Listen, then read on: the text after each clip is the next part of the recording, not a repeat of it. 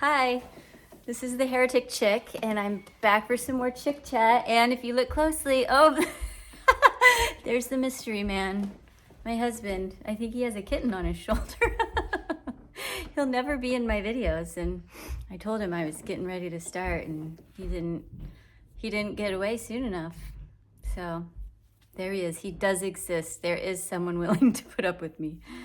Oh, and I should say that he does approve this message. Get a lot of comments about how I should just be quiet and shut my mouth and go have babies. And, I did that.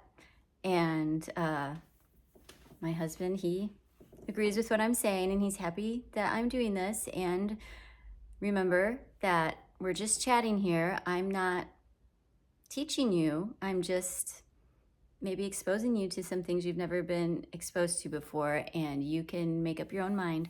I hold no authority over you. So just wanted to clarify that.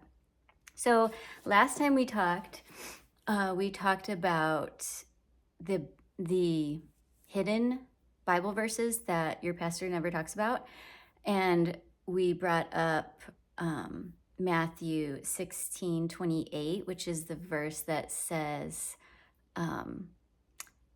there are some standing here who will not taste death until they see the Son of Man coming in his kingdom. And then we also talked about Matthew 24:34, which is the one where the disciples asked for a sign of Jesus coming. And he gave them a bunch of signs, including wars and famines and the Son of Man coming on a cloud.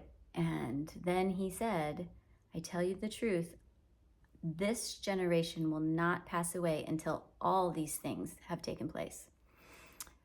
So we sort of discussed a little bit of how foolish that makes us look to atheists, and I read some comments from an atheist website claiming that Jesus is a false prophet. And, I just discussed the different interpretations of that, and basically why are we trying to twist Jesus's words around? Maybe he got it right, and maybe we've got it wrong. So we're going to kind of continue that discussion today. Only this time we're going to discuss a word that I feel is sort of, I don't know if I want to call it missing from the Bible, or especially the New Testament, or only the New Testament because it's a Greek word. I don't know if it's missing as much as mistranslated, ignored. I don't know. You'll have to decide for yourself what you think about that. But there's a word that is not found in the New Testament in a lot of places, or it's mistranslated, and that is the Greek word mellow.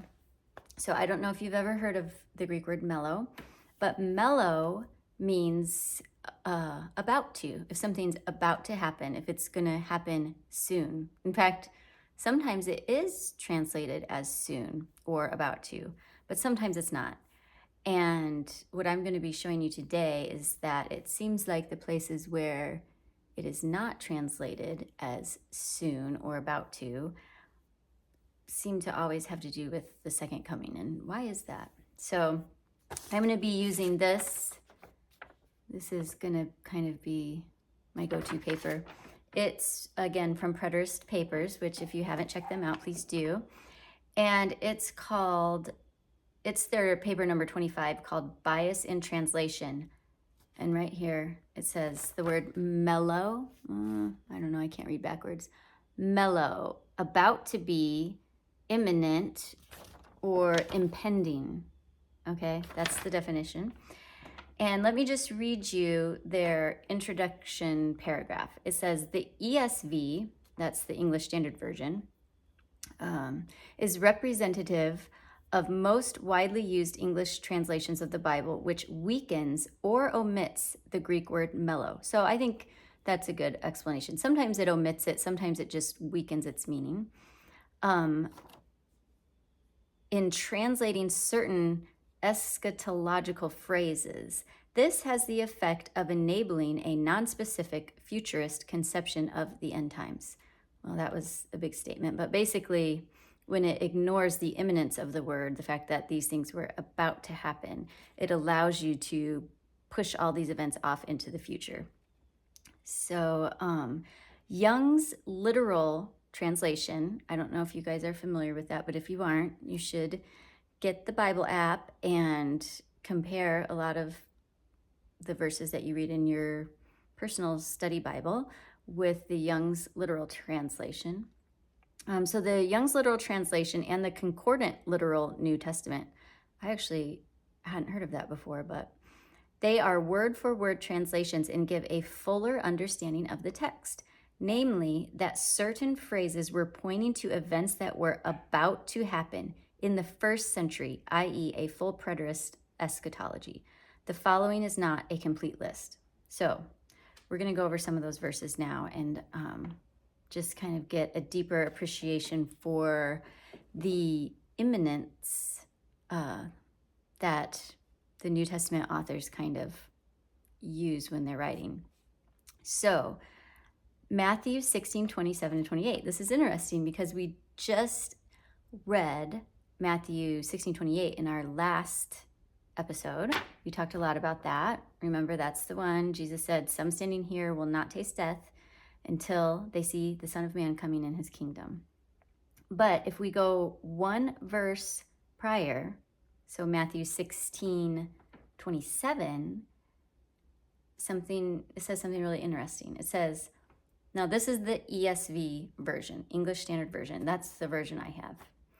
So in the ESV, it says, for the Son of Man is going to come with his angels in the glory of his Father, and then he will repay each person according to what he has done. Truly, I say to you, there are some standing here who will not taste death until they see the Son of Man coming in his kingdom. So, verse 27 said, the Son of Man is going to come with his angels. But if we read the literal, Young's literal translation, it says, the Son of Man is about to come in the glory of his Father with his angels. Actually, it says messengers there because angels can also be translated as messengers. And then the other literal translation, the concordant literal translation, also has the Son of Mankind is about to be coming in the glory of his Father. So do you see the difference there? The difference between he's going to come and he's about to come? Actually, what I want to do, I forgot. I'm already all discombobulated here. I want to read you some verses where it actually translates it with the imminence of the word. So let's look at Matthew chapter 2, verse 13. So you can see what I'm talking about.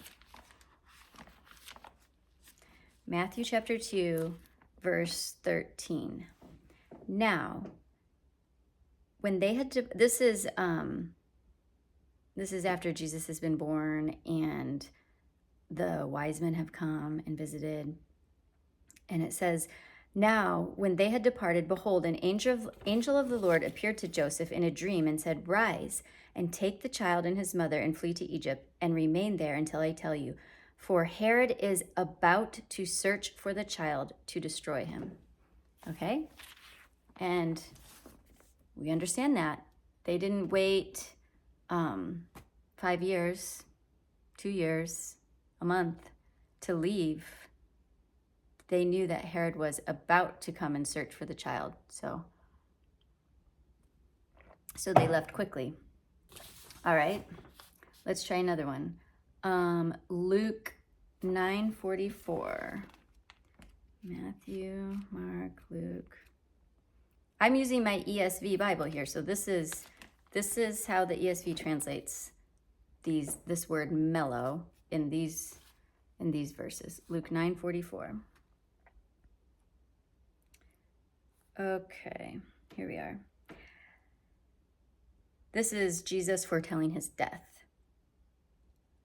But while they were all marveling at everything he was doing, Jesus said to his disciples, "Let these words sink into your ears. The Son of Man is about to be delivered into the hands of men." Okay? He was about to be delivered. And we know that that happened relatively quickly after Jesus made this statement. This is right after the transfiguration. So Jesus didn't have a whole lot longer to live here. He says he is about to be delivered into the hands of men. Okay, pause. I've got to let my dog in. Okay, sorry about that. Where were we? Okay, let's read this next verse. This is Luke 19, verse 4.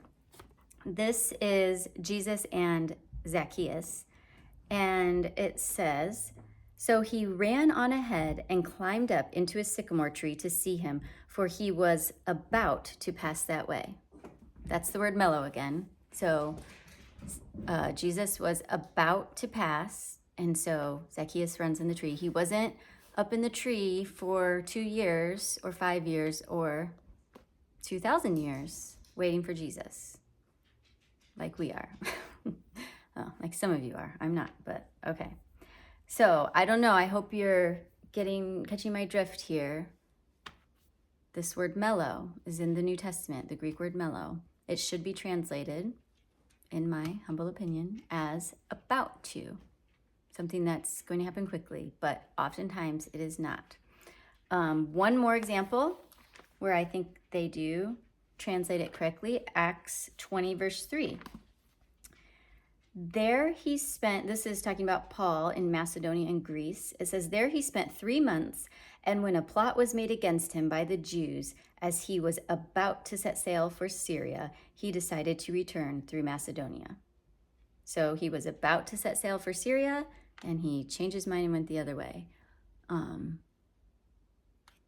Didn't happen 10 years later or 2,000 years later. Okay, I'm not going to beat this dead horse, but you get the point. So we're gonna be reading some other verses where it isn't translated that way, and I just want you to be asking yourself, why isn't it translated this way in this passage?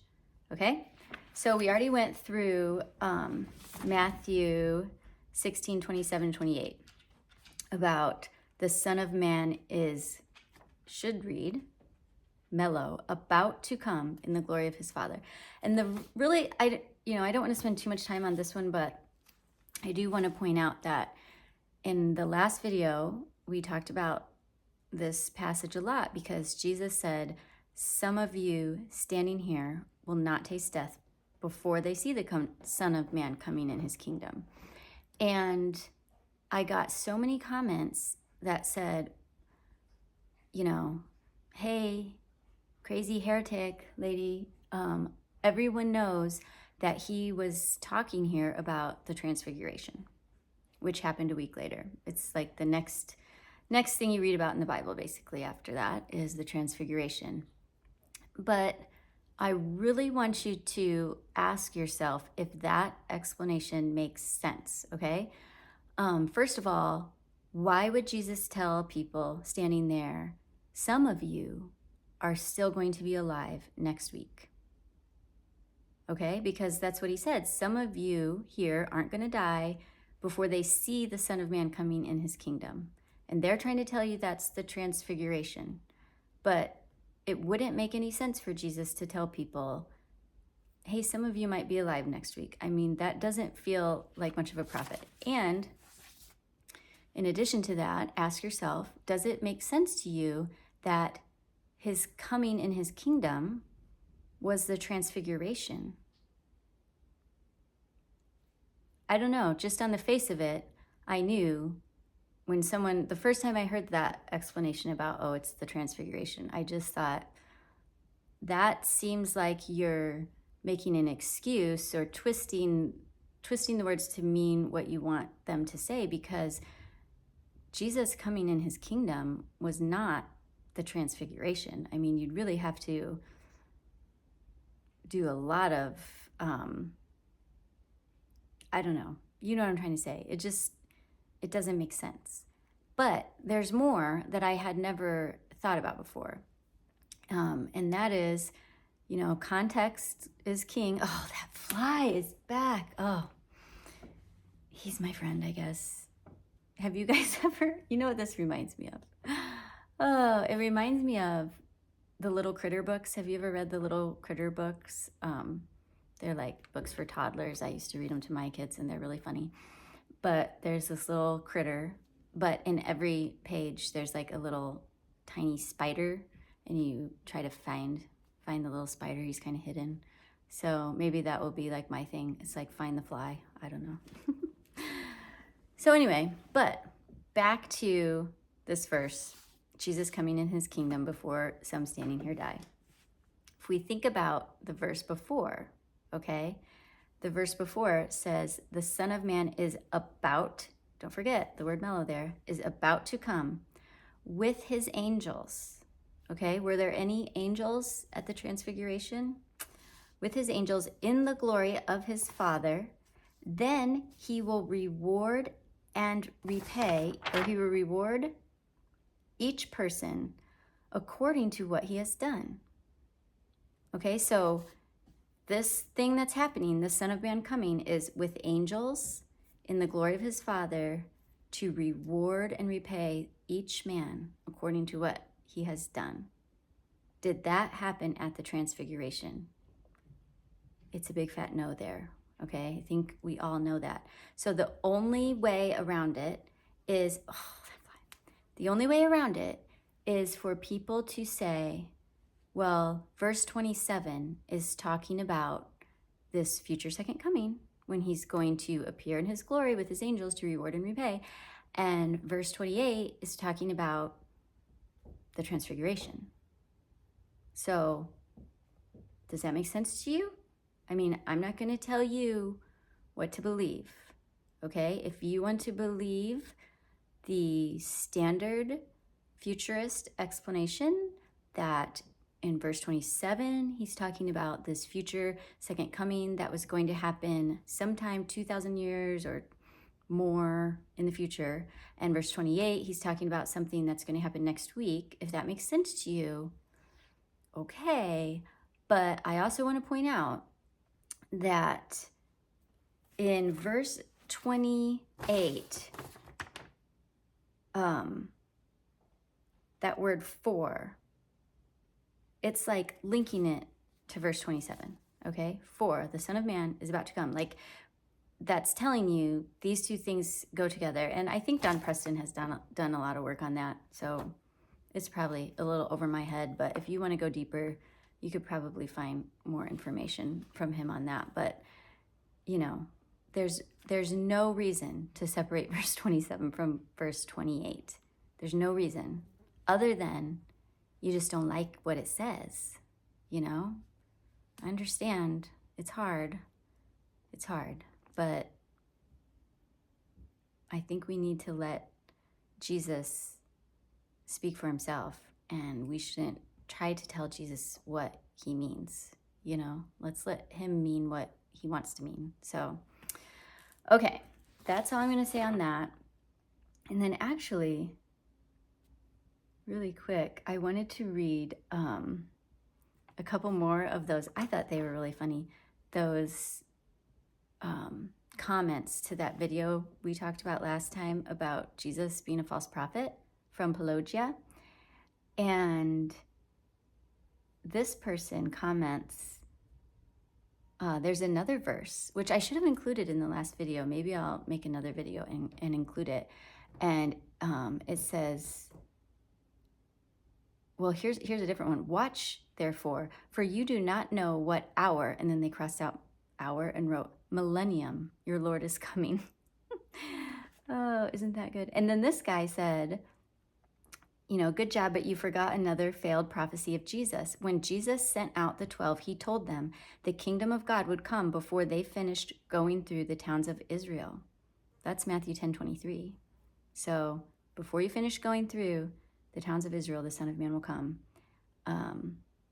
Also a little bit difficult to explain from a futurist perspective, and these atheists have jumped right on that. So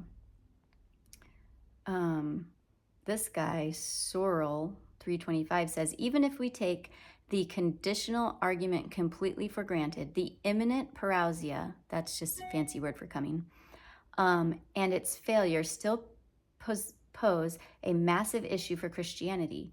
Paul and other first century Christians not only believed the end would come in their lifetime, but staked a huge majority of their beliefs on it. Most of Paul's teachings were predicated on the imminent parousia. His sexual ethic, in particular, is entirely based on the end being right around the corner. Even if Jesus wasn't wrong about the parousia, Paul very much was. And you're still defending spiritual and ethical beliefs you derived from a false foundation. So, and then this person replied to that guy's comment, which, I mean, aren't you impressed with his comment? He really, honestly, he thought through that a lot better than I ever did as a Christian until I really started allowing myself to think outside of what the church was telling me. I mean, he's making a really great point. Paul staked most of his beliefs on this expectant coming of Christ in his lifetime, his sexual ethic. And what he's talking about there is, he tells, some of you, it's better to not get married, right? He says, if you can't control your lusts and your passions, then go ahead, but you would be better off not to. I mean, that's pretty hard to explain from a futurist perspective. But this guy's commenting on him. This is Michael Henry, and he says, I agree. I would also say Jesus's ethics are predicated on the same immediate end, i.e., don't bury your dead, sell all your possessions, leave your father, mother, wife, etc. I mean, they make a really good point. Oh my gosh, is there a kitten behind me? Yes, there is. That's going to be very distracting, but I can't control him, so. Okay, well, I don't think I'll read any more of those, but let's start looking at some of these other mellow verses. We have Luke 21:36. But stay awake at all times, praying that you may have strength to escape all these things that are going to take place. Okay, that's the ESV version, all these things that are going to take place. But in the Young's literal translation, it says all these things that are about to come to pass. Okay, so these things were about to happen. And that makes sense because he says, he's talking to them. It says, watch ye. As, you watch, right? Because these things are about to come to pass. Who's he talking to? He's talking to people that lived 2,000 years ago. We have to remember who he's talking to. He wasn't talking to us. This is Acts 17:31. He has fixed a day on which he will judge the world in righteousness. Okay? But the literal version says, he did set a day in which he is about to judge the world in righteousness. He was about to judge the world in righteousness. This is Acts 24:15, the ESV version. Having a hope in God that there will be a resurrection of both the just and the unjust. Okay, yeah, that's what we've always believed. In our future, at some point, there's going to be a resurrection. But the word mellow is there. And if you actually translated the word mellow, it would say he did set a day in which he is about to judge the world in righteousness. He's about to judge 2,000 years ago. Remember Zacchaeus? He got in that tree. Oh my gosh, the kitten is playing with my hair. He got in that tree because Jesus was about to walk by. And here he's saying Jesus is about to judge the world.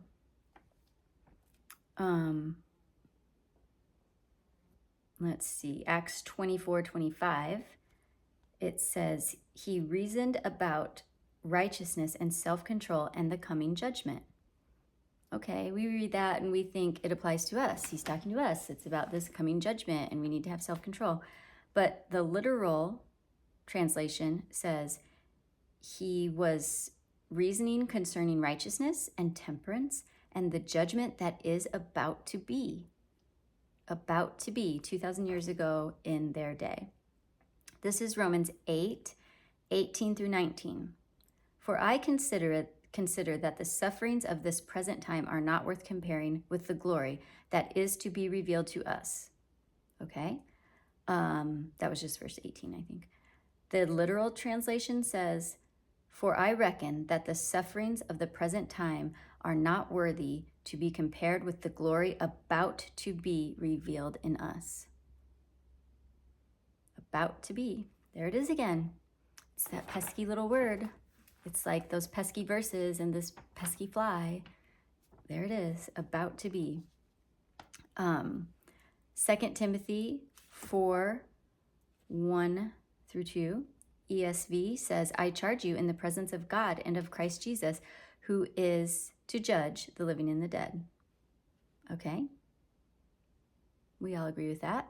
He's going to judge the living and the dead, right? Except that, did you know that it actually should read, the Lord Jesus Christ, who is about to judge the living and the dead?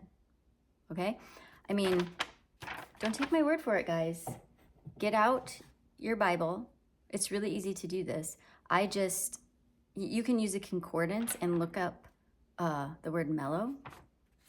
You can just Google the word mellow. Like, I just Googled mellow in the New Testament and it brought up like all the verses. I have this really old, it says Englishman's Greek Concordance, and I looked that up, and it said mellow means about to. And the first example was the one we read. Herod is about to seek the young child, right? Although they didn't even translate it correctly, but it says mellow right there. Matthew 2:13, mellow. Okay? And the next one is Matthew 3:7, flee from the wrath to come. Except it's actually mellow, about to come. Okay?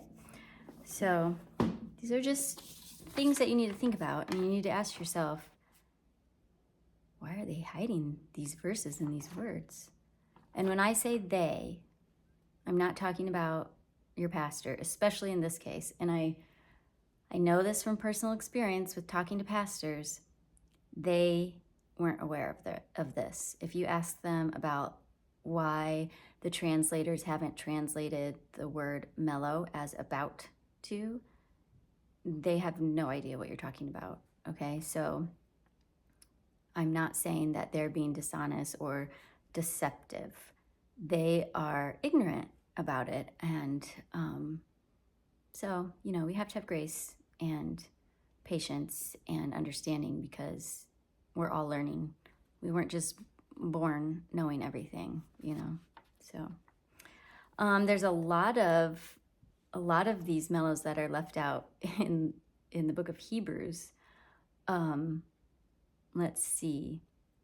This is Hebrews 1:14. It says, are they not all ministering spirits sent out to serve for the sake of those who are to inherit salvation? But it should actually read, who are about to inherit salvation. Okay. Hebrews 10:26 and 27. But a fearful expectation of judgment and a fury of fire that will consume the adversaries.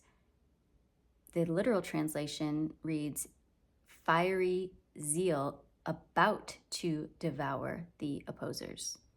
Okay, there was a fiery zeal about to devour the opposers.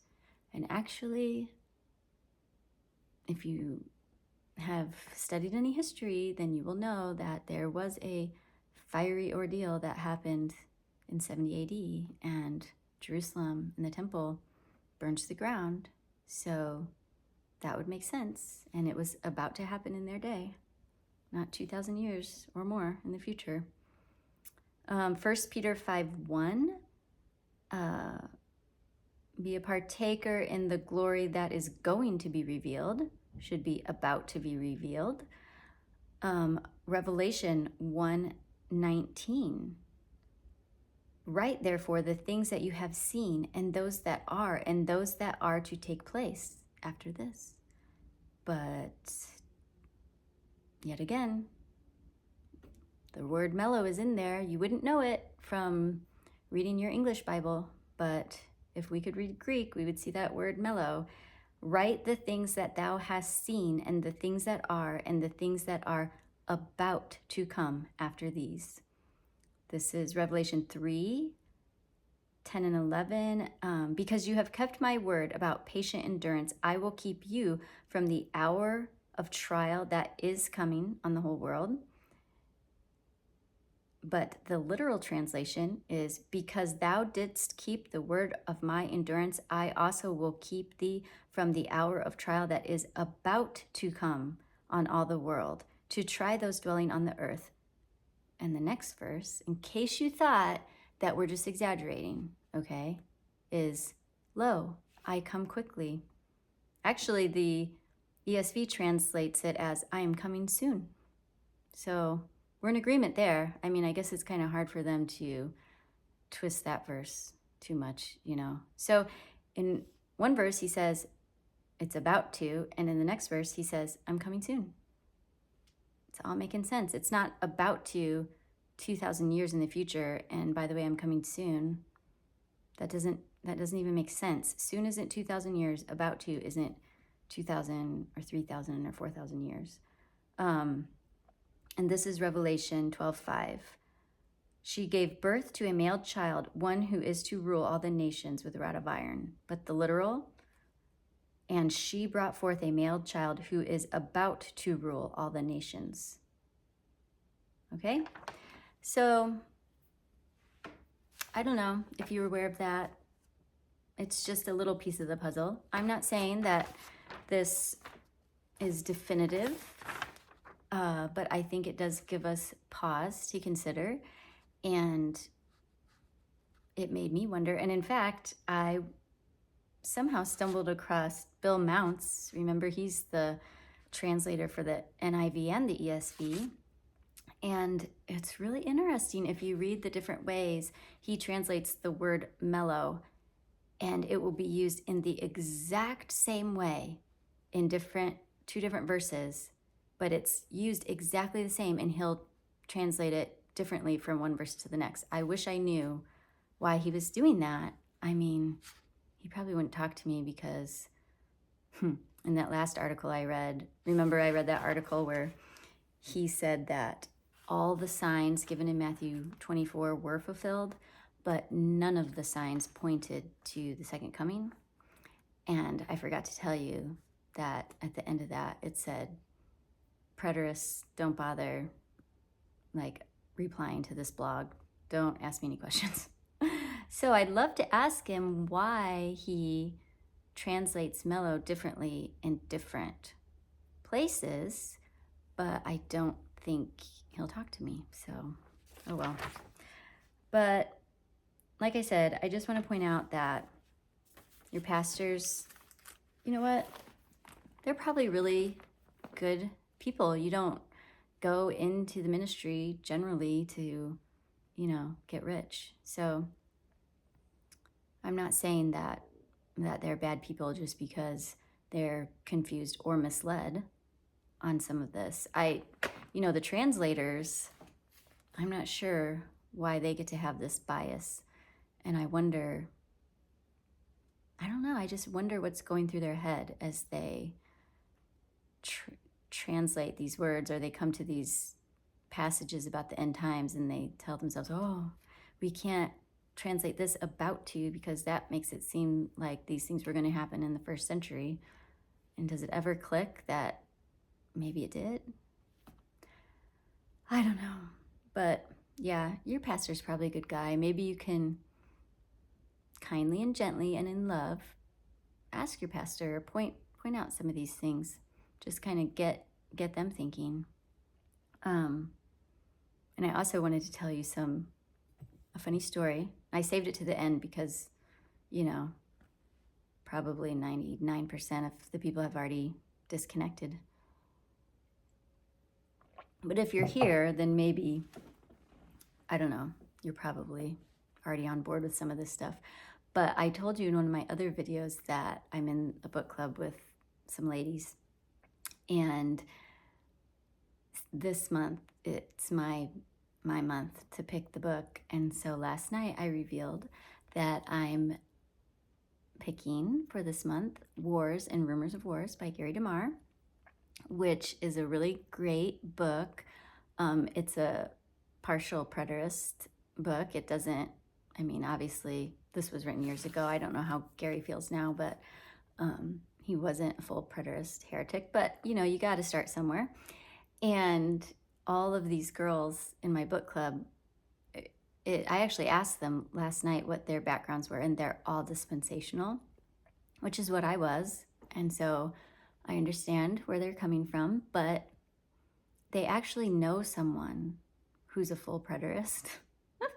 And I mean, other than me, they don't even know. They don't know what I believe. So they were sort of discussing this other person that they know and how ridiculous her views are, and how it is,